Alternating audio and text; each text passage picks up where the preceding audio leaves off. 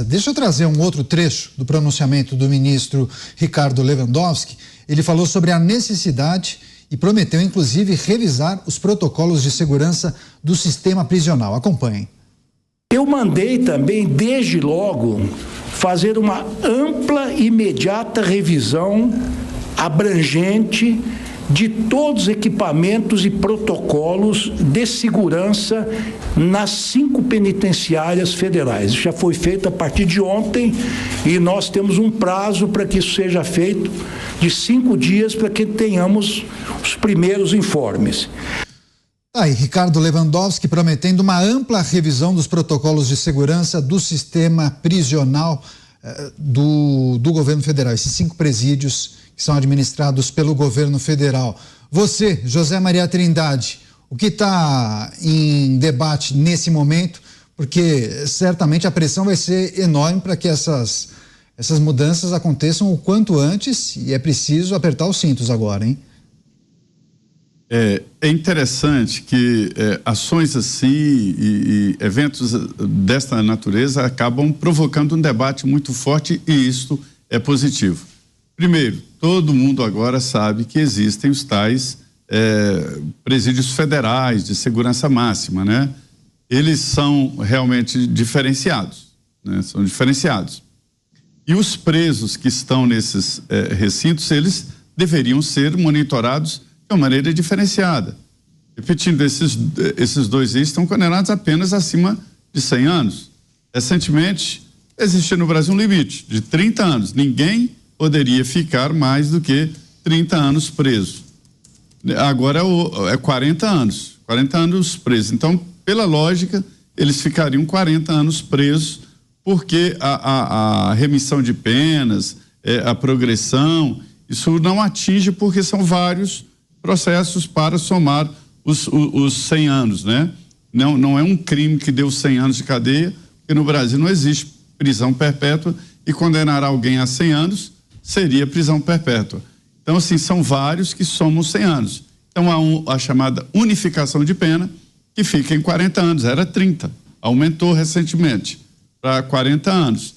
Então, não é pouco, levando em consideração que eles devem ter aí na faixa de 30 anos, então saem daqui a 40 anos. Mas isso, na teoria, a gente não sabe exatamente qual é o caminho. Mas é importante dizer o seguinte, que é preciso revisar a legislação penal. Eu aprendi com vários juristas da área penal que acompanharam o caso do Mensalão, e a gente conversava muito, né? E eles me diziam, não busque coerência na área penal, porque senão você vai ficar doido. Porque não existe mesmo coerência na área penal. Você imagina que um homicídio simples, sem agravantes, né? Ele dá 8 anos de cadeia. É pouco demais. Aí alguém entra no Congresso e quebra e tal, que é grave, deve ser punido, mas pega 17 anos. E assim por diante, quer dizer, é preciso fazer uma correção geral. E isso nunca vai acontecer. Isso não vai acontecer. Não existe pena de prisão perpétua no Brasil, nem pena de morte, e nunca vai existir. Porque já consideram isso aí cláusula pétrea, é um direito individual, não se pode mexer. Mas pode aumentar ali as penas e unificar algumas. Todo mundo comenta isso, todo mundo sabe desta incoerência na área penal, né? Quem é condenado até a 8 anos de cadeia não vai para prisão fechada, regime fechado. Até 8 anos. 8 anos e 1 dia já é regime fechado. Quer dizer, 1 dia já muda tudo. Quer dizer, não pode ser assim. Foi condenado a 2 anos, que cumpra 2 anos de cadeia. Casos excepcionalíssimos a serem definidos pelo juiz é que poderiam ser diferentes. Mas todos deveriam cumprir a pena que foi condenado. Não é isso? Mas sim, no Brasil não é. Então tem essas dificuldades legais. E os juízes, que são muito criticados, e alguns juízes conversam comigo explicando o seguinte, não é o juiz, é a lei. O juiz não pode nada sem a lei. O juiz só pode condenar alguém se a lei determinar. Então que se faça uma revisão na legislação penal, né? No Código de Processo Penal e no Código Penal, porque além de penas brandas, demora muito. A punição é muito tardia, isso tira aquele efeito imediato. Porque quando alguém comete um crime e que chega a polícia, que são casos raríssimos, chega a polícia e prende, a ideia de todo mundo que assiste, pronto, prendeu. Não prendeu, não. Ele entra no camburão, chega lá na delegacia, já tem um advogado esperando e já solta. Então é muito complexo, teria que passar por um processo de reformulação total que não vai acontecer. Pois é, você falou das penas, claro que eu vou trazer um exemplo aqui, eu vou relembrar de um outro episódio que se refere a um outro tipo de crime, mas o ex-governador do Rio de Janeiro, se nós somarmos todas as penas, todas as penas somaram mais de 425 anos de prisão, Zé Maria, e 20 dias. Campeão, ele é o campeão de condenações no Brasil. Ele ficou preso pouco mais de 6 anos, Zé. 2.219 Exatamente. dias. Pois é. Isso é um desserviço à justiça. Mas é um exemplo desse problema que a gente observa. Antes de passar para o Beraldo, só deixa eu trazer um outro trecho desse pronunciamento feito pelo ministro Ricardo Lewandowski. Ele comentou justamente sobre os defeitos do presídio, informação que a gente trouxe há pouco. Vamos acompanhar. Eu mandei também, desde logo, fazer uma ampla e imediata revisão abrangente de todos os equipamentos e protocolos de segurança nas 5 penitenciárias federais. Isso já foi feito a partir de ontem e nós temos um prazo para que isso seja feito de 5 dias para que tenhamos os primeiros informes. Não, vocês não estão malucos, nós já vimos essa parte do pronunciamento do ministro Ricardo Lewandowski. Agora sim, ele vai falar sobre os problemas desse presídio no estado do Rio Grande do Norte, na cidade de Mossoró. Vamos acompanhar. O presídio estava passando por uma reforma interna.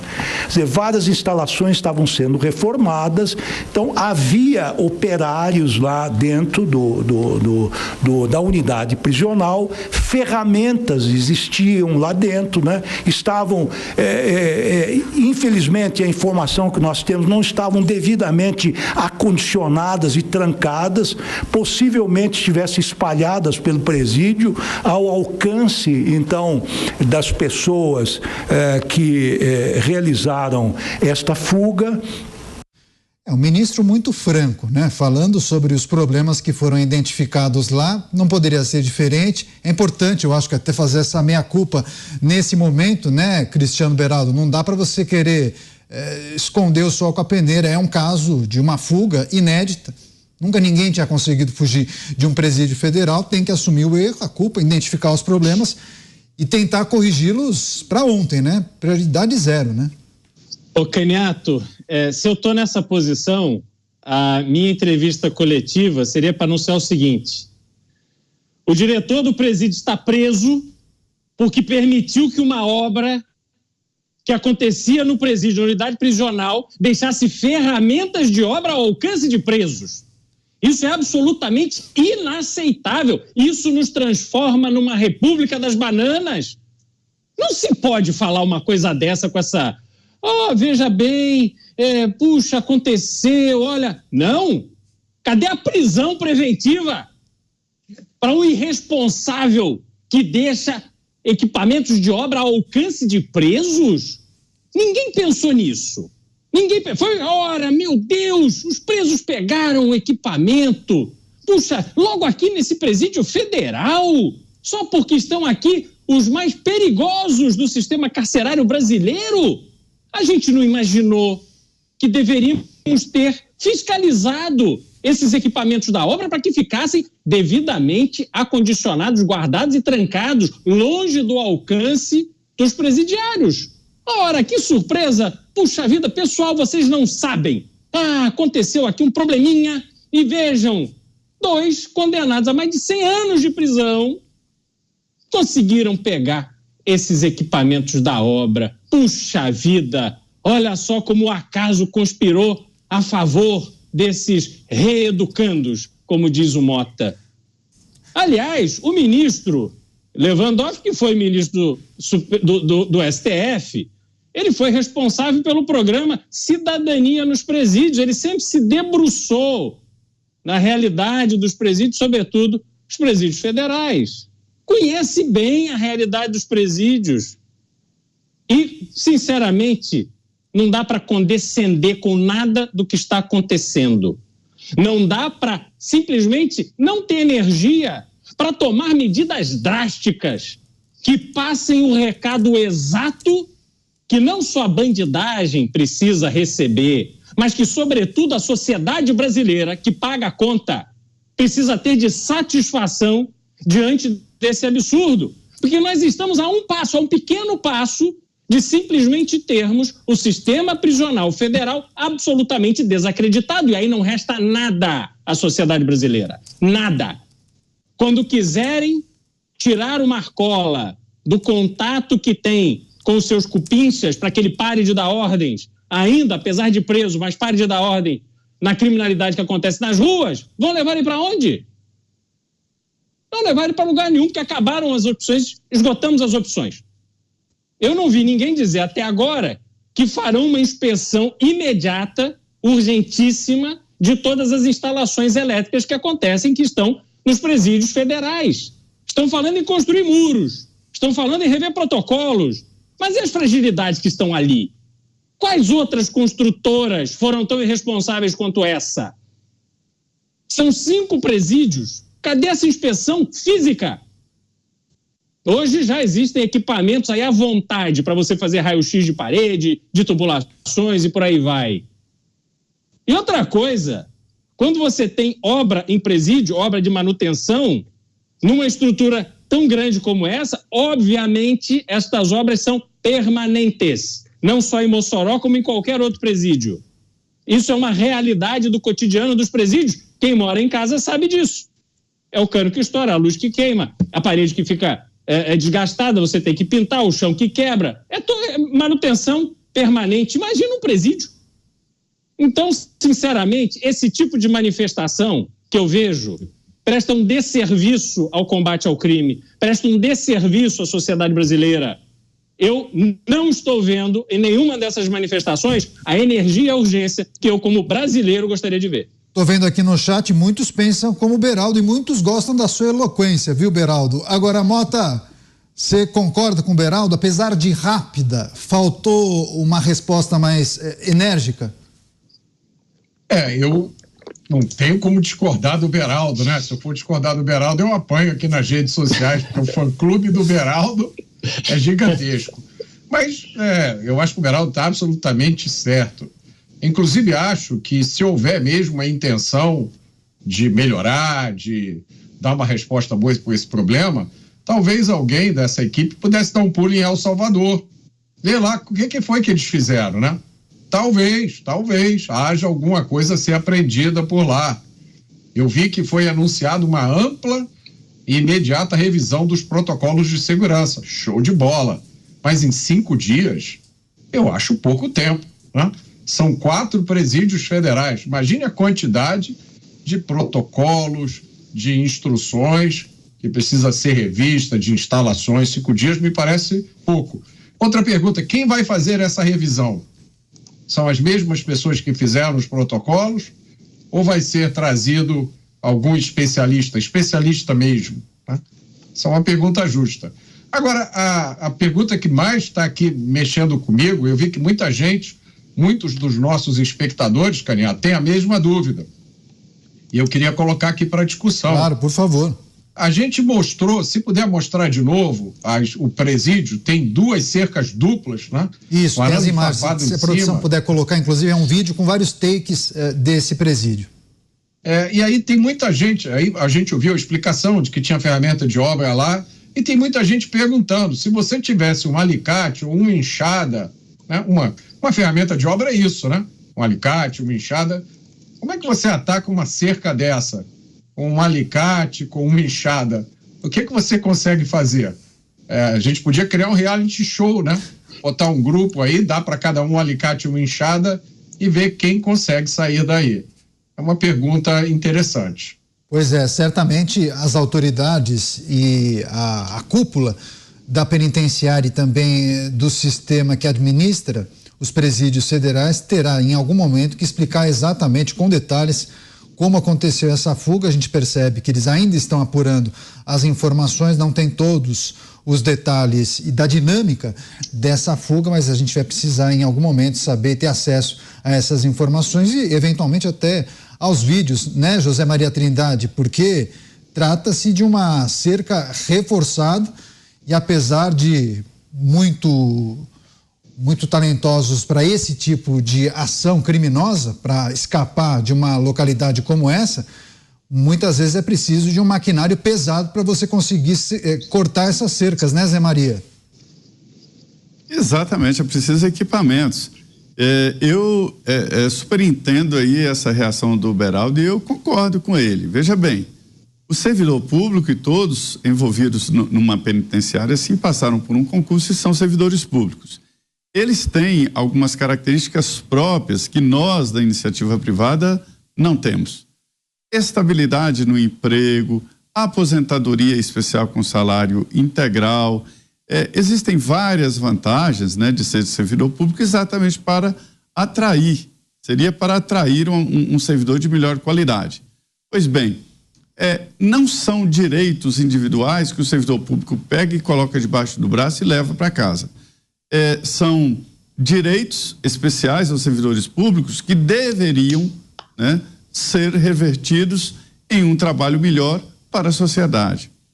E esses direitos que têm os servidores públicos, que o servidor privado nunca tem, né, que é um ser totalmente diferente, eles exigem uma responsabilidade muito maior, né? É assim com todos os cargos de natureza especial, que os cargos de natureza pública, né? E o juiz, ele tem responsabilidades, o policial tem responsabilidades e um risco jurídico muito grande, e também os penais, né? Que são os policiais penais, que fazem a guarda dessas penitenciárias. E os funcionários em geral, mesmo administrativos. Então, é claro que se eles têm essas vantagens, as punições para erros assim deveriam ser na mesma proporção, ou seja, punições muito maiores. E quem sabe até a possibilidade de demissão, até por incompetência, né? Não foi culpa não, mas não conseguiu, não fez o seu trabalho. E realmente exigir do diretor ao policial penal que estava lá e que permitiu a fuga uma punição maior e na proporção das vantagens que tem o servidor público. Esta é a realidade, são responsabilidades maiores. Agora, Beraldo, esse ponto trazido pelo Zé Maria, se essa penitenciária fosse administrada pela iniciativa privada, você acredita que esses protocolos que a gente está questionando aqui, observando, dando palpite, talvez tenha errado aqui, acolá, você acha que numa administração privada a possibilidade de erro é menor? Bom, são dois aspectos, Caniato. Primeiro, a possibilidade de erro existe, né? É impossível a gente afirmar que se o presídio fosse privado, as pessoas que ali trabalhassem estariam imunes a algum tipo de falha ou de corrupção. Isso a gente não pode dizer. A diferença é que quando você tem uma administração penitenciária sendo feita por um privado que tem que cumprir uma série de metas, inclusive metas de manutenção de segurança, para ser remunerado, ele obviamente tem uma atenção redobrada nesses procedimentos de segurança.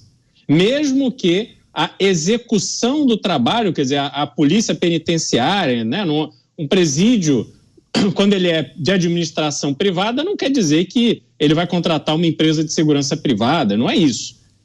A gestão dele, o acompanhamento dessas metas é que é feito com mais profissionalismo, porque ele depende desses resultados para ter a recompensa financeira desse negócio. Isso é o primeiro ponto. Agora, tem um outro ponto que, para mim, é o mais importante. É que quando se estabelece uma relação privada de prestação de serviço, você já consegue estabelecer contratualmente qual é a responsabilidade e quem vai arcar com eventuais prejuízos causados por falhas neste serviço que está sendo prestado.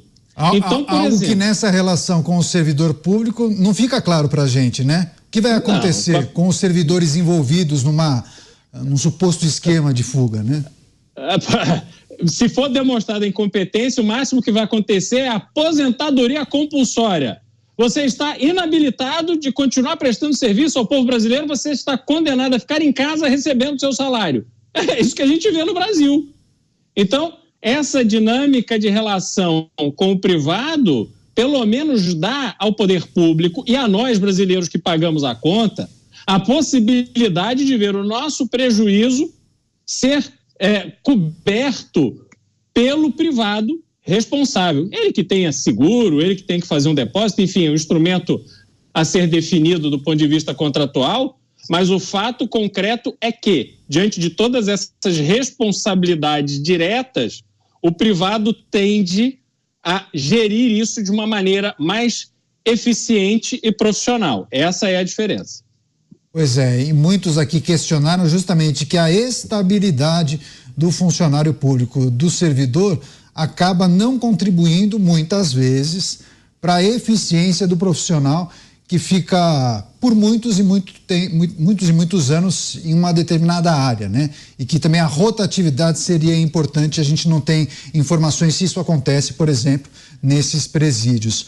Mota, essa discussão que envolve uma administração privada ou não, quanto isso pode contribuir para a eficiência desse serviço? Eu acho que essa é uma discussão bem ampla, né, que Sim. tem bons argumentos dos dois lados. De uma forma geral, o Estado não é um bom gestor. Isso aí já se sabe há muito tempo, é fartamente documentado, né? No caso específico de prisões, de penitenciárias, eu tomo um pouco de cuidado, porque a gente corre o risco de perder o foco do debate. Quando começa a falar de privatização de prisões, isso não existe, tá? No caso, quando você transfere a gestão de uma prisão para a iniciativa privada, você está transferindo a gestão administrativa, não a gestão da justiça. Isso sempre continua na mão do Estado. Mas muita gente, quando escuta esse termo, começa a achar que é a empresa agora que vai determinar as penas dos criminosos presos, e os criminosos agora vão ser sujeitos a todo tipo de desumanidade porque estão na mão do capitalismo selvagem. Isso é uma baboseira tremenda. Eu já contei aqui da visita que eu fiz à penitenciária a penitenciária de Ribeirão das Neves, na região metropolitana de Belo Horizonte, que é administrada através de uma parceria público-privada. E até a última vez que eu estive lá, era um sucesso. Mas eu também visitei em Indaial, uma prisão do Estado, não tem nada de iniciativa privada lá, que é até melhor do que essa de Ribeirão das Neves. Quem acha que no Brasil as coisas não acontecem por alguma razão existencial, ou quem tem complexo de Vila-Lata, precisa visitar a prisão de Indaial para ver que basta querer, basta ter as ideias certas e as coisas acontecem. Enquanto a gente está fazendo aqui, estava acontecendo o debate, Caniato, eu dei uma olhada Sim. nas penitenciárias federais de Catanduvas e de Porto Velho, em Rondônia. E todas elas parecem seguir a mesma planta. Eu acho que é exatamente o mesmo projeto. São 4 alas, né, um formato quadrado, todas elas com as mesmas dimensões.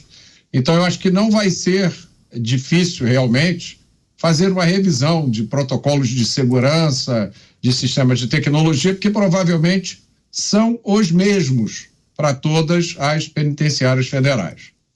Pois é, Zé Maria, claro que a gente está tratando especialmente desse episódio, das informações divulgadas pelo ministro Lewandowski, mas eu acho que em algum momento essas intenções vão extrapolar para a necessidade de construção de novos presídios, né? O Mota e o Beraldo falaram do exemplo de El Salvador. Você sabe se isso está no horizonte do governo federal ou então de algumas figuras importantes do legislativo? Primeiro, essas prisões, elas obedecem à mesma lógica mesmo. É um projeto nacional que foi criado exatamente para abrigar os chefes das organizações criminosas e principalmente impedir a chegada até os presos dos tais catataus. Os catataus são os bilhetes enviados pelos presos, né? E geralmente os advogados passavam. E foi uma gritaria danada quando definiram que nestas penitenciárias o preso continua tendo contato com o advogado, mas através de um vidro e de um telefone, como é em boa parte do mundo, né? E isso evita que o advogado passe qualquer tipo de coisa para o preso. O advogado tem prerrogativas, né? Mas essas prerrogativas não são ilimitadas, que ele pode a qualquer momento passar objetos e tal para presos ou mesmo bilhetes. Então, a ideia é muito boa que o preso não tenha visita íntima, que o preso não tenha esse tipo de contato com visitas. Pode receber a visita num local próprio, chamado parlatório, onde se pega num telefone, existe um vidro, né? E cabines, né? Isso aí é possível fazer. Então, houve grandes questionamentos exatamente por isso. Essa história de que preso tem que ter visita íntima, preso tem que ter várias regalias, isso vai contra a própria justiça. Eu já falei aqui várias vezes que pessoas que nunca cometeram crime nenhum não têm uma alimentação balanceada como tem os presos. E não tem algumas vantagens, como, por exemplo, a tal visita íntima. Muitos que nunca cometeram crime não têm visita íntima de ninguém há muito tempo. Então, essa é a realidade. E é tanto que existem pessoas que se acostumam com a prisão. Quem vai pela primeira vez na prisão fala, não, esse negócio aqui não é tão ruim assim, né? Ruim é a vida lá fora, que você tem que acordar, botar o pé no chão, sair para trabalhar. A vida é complexa, a vida é muito complicada. E existe uma população carcerária, e aí é a população carcerária, que é uma população para sempre, porque ele sai, reincide, volta para a cadeia. E os policiais já estão acostumados e conhecem de longe os criminosos, para se ter uma ideia, porque prendem os mesmos há muito tempo. Então tem alguma coisa errada nesse complexo mundo das idas e vindas. E eu reputo-se um problema grave na justiça brasileira é a demora. Quando alguém é pego em flagrante, ele deveria chegar na delegacia e imediatamente encaminhado para o fórum. E lá ele teria um juiz de plantão para já dar a sentença inicial. Se ele aceitar, fizer o acordo, tudo bem, fica aquela sentença. Se não, aí o processo continua, mas ele fica preso. É isso que a gente reclama, é isso que tem que ser feito, é passar a ideia de que qualquer crime é punido. A diferença e o debate é como será essa punição. Ou pode ser, se for uma punição, uma coisa simples, uns trabalhos ajudando creches, fazendo trabalho social. Se for alguma coisa mais difícil, cadeia, é assim que tem que ser. E o juiz deveria estar de plantão, mas inventaram as audiências de custódia, que ocupa muito o juiz e que serve para soltar. Deveria, em vez da audiência de custódia, o juiz de plantão no fórum para dar a sentença. Tá certo. Quero agradecer muito as pessoas enviando mensagens. Eider Pedroso, obrigado pela mensagem. O Eider gosta do programa, mas não concordou com alguns comentários e posicionamentos. Valeu, Eider, é isso mesmo. Importante para o nosso debate, inclusive o posicionamento de todos aqui. Só para a gente fechar esse tema, últimos posicionamentos, que mensagens você quer deixar para o nosso público em relação a essa discussão? E a gente precisa ficar atento ao quê, hein, Mota? A gente precisa levar esse debate a sério. A gente precisa, o Brasil, a sociedade, precisa decidir como quer tratar a questão do crime. A gente não pode pensar nisso só quando nós enfrentamos uma situação como essa, ou quando policiais são assassinados, ou quando crianças são vítimas. A gente precisa ter uma conversa séria sobre crime. E para que essa conversa aconteça, a gente precisa trazer para a mesa pessoas que entendam do assunto. policiais, pessoas que estão na linha de frente, pessoas que conhecem a realidade. Nesse debate não há lugar para historiadores, geógrafos, sociólogos, a maioria dos quais traz uma bagagem de ideologia. E é isso que está acontecendo no Brasil hoje. A justiça no Brasil hoje está sendo determinada por ideologia. E nós pagamos um preço muito alto por isso. Eu vou repetir a pergunta que eu fiz antes e que eu gostaria que todo mundo pensasse sobre ela. Todo criminoso no Brasil tem direito à progressão de regime. Então, esses 2 criminosos perigosos que estão sendo caçados, em determinado momento da sentença deles, eles passarão para o regime semiaberto. Eles vão sair desse presídio federal para algum outro presídio e terão o direito de passar o dia inteiro na rua, teoricamente trabalhando. É isso que a sociedade brasileira quer? É isso que os políticos acham que é correto? É isso que vai nos tirar dessa crise de criminalidade sem fim que a gente está vivendo? A gente precisa responder essa pergunta. Que reflexão você quer deixar para o nosso público em relação a esse tema, hein, Beraldo? A gente precisa voltar a ser uma sociedade em que o criminoso ele é visto como criminoso. Aonde o criminoso, quando se pensa no trabalho do criminoso, se pensa também nas inúmeras demandas que a sociedade brasileira tem e que este presidiário pode suprir essa demanda. O Zé, que é do interior de Minas e que viaja certamente muito de carro por ali, quantas e quantas placas de rodovia, Zé, você já viu que estão encobertas pelo mato alto? Quantos buracos existem em rodovias? E aí, pasmem, enquanto os presidiários estão lá esperando a próxima refeição, quem muitas vezes tem que atuar para cobrir buracos nas rodovias brasileiras é o Exército Brasileiro. Até esse tipo de função se coloca sob responsabilidade do Exército Brasileiro em algumas circunstâncias. Por que não o presidiário fazer isso? Por que não usar essa mão de obra que está lá só gerando custo e ressocializar este criminoso condenado pelo cometimento de um crime, ressocializá-lo mediante um trabalho que beneficie toda a sociedade? Porque trabalho no Brasil não falta. Um país que tem 50% da sua população sem acesso a saneamento básico, vejam quanto se precisa cavar, quantas manilhas, quantas tubulações precisam ser passadas de norte a sul do Brasil para acabar com a falta de saneamento básico. Por que não usar essa mão de obra?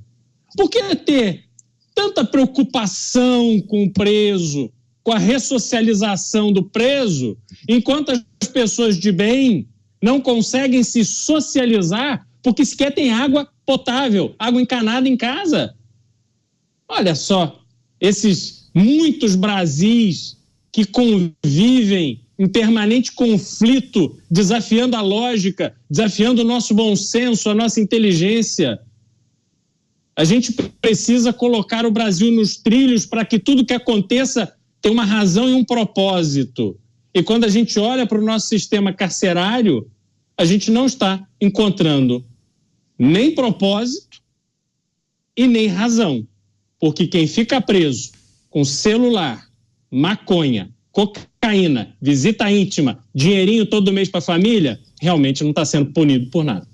A fuga do presídio de segurança máxima em Mossoró, as medidas anunciadas pelo ministro Lewandowski. E você, Zé, sua reflexão, para fechar aqui essa pauta. A minha reflexão, Caniato, é de que já está tarde demais para não aplicar psicologia e psiquiatria nas prisões. E separar o que é um preso perigoso, o que é um preso que vai recidir e outro não. E esse que é perigoso para a sociedade, ele não seria solto, cumpriu a pena, mas não rola, não vai dar. Através de técnicas, através da ciência, é possível sim detectar quando um preso oferece risco para a sociedade. Então, deveria ser uma audiência de custódia, ao contrário, no final do cumprimento da pena, passar por um psiquiatra ou um grupo de psiquiatra para dar a assinatura de não, ele está recuperado, ele pode conviver, e não. E essas pessoas que assinaram esse pré-requisito para a liberdade ficariam responsáveis pelo que acontecer depois. Acho um absurdo não ter isso.